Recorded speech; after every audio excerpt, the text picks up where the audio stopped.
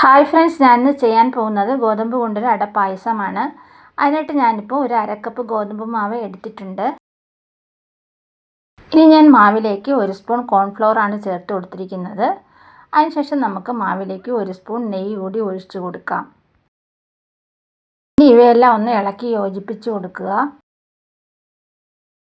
ഇനി കുറച്ച് വെള്ളം ഒഴിച്ച ശേഷം നമുക്ക് മാവ് ഒന്ന് കുഴച്ചെടുക്കണം. മാവെല്ലാം കുഴച്ച് തയ്യാറാക്കി വെച്ചിട്ടുണ്ട്. ഇനി നമുക്കതൊന്ന് പരത്തിയെടുക്കണം. പരത്തിയ മാവ് നമുക്ക് ഒരു കത്തി കൊണ്ട് ഇതുപോലെ വരഞ്ഞെടുക്കണം. സ്ക്വയർ ഷേപ്പിൽ നമുക്ക് വെട്ടിയെടുക്കാനുണ്ട്. പരത്തിയ മാവെല്ലാം ഇതുപോലെ സ്ക്വയർ ഷേപ്പിലാണ് ഞാൻ വെട്ടിയെടുത്തിട്ടുള്ളത്. ഇനി നമുക്ക് അട തയ്യാറാക്കാം. എല്ലാ പീസും ഞാനിപ്പോൾ മറ്റൊരു പാത്രത്തിലോട്ട് മാറ്റിയിട്ടുണ്ട്.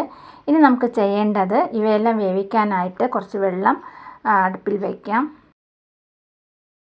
1 സ്പൂൺ എണ്ണ കൂടി നമുക്ക് ഒഴിച്ചു കൊടുക്കാം. വെള്ളം നല്ല വെട്ടി തിളയ്ക്കുമ്പോൾ നമുക്ക് അടയെല്ലാം ഇട്ട് കൊടുക്കാം. അടയെല്ലാം നന്നായിട്ടൊന്ന് വേവിച്ചെടുക്കുക. തമ്മിൽ ഒട്ടിപ്പിടിക്കാതിരിക്കാനാണ് ഞാനിപ്പോൾ എണ്ണയൊക്കെ ഒഴിച്ചു കൊടുത്തിരിക്കുന്നത്. നമ്മുടെ അടയൊക്കെ നല്ല വെന്ത് വന്നിട്ടുണ്ട്.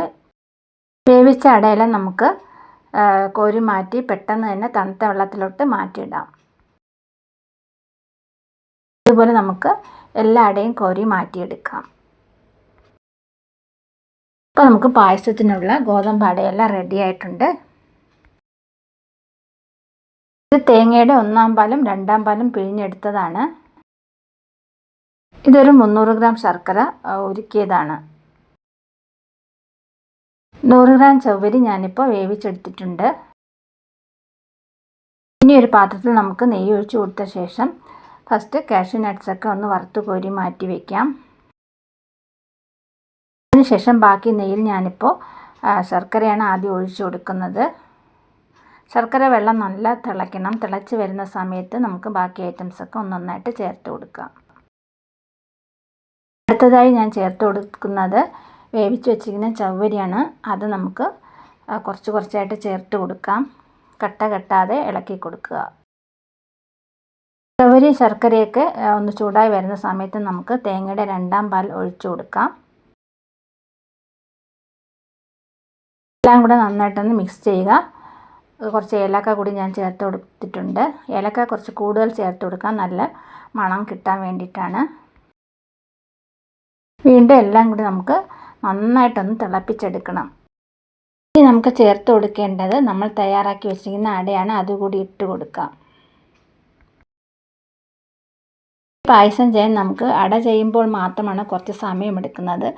അത് ചെയ്ത് കഴിഞ്ഞാൽ പിന്നെ ബാക്കിയെല്ലാം നമുക്ക് പെട്ടെന്ന് തയ്യാറാക്കാൻ പറ്റുന്നതാണ്.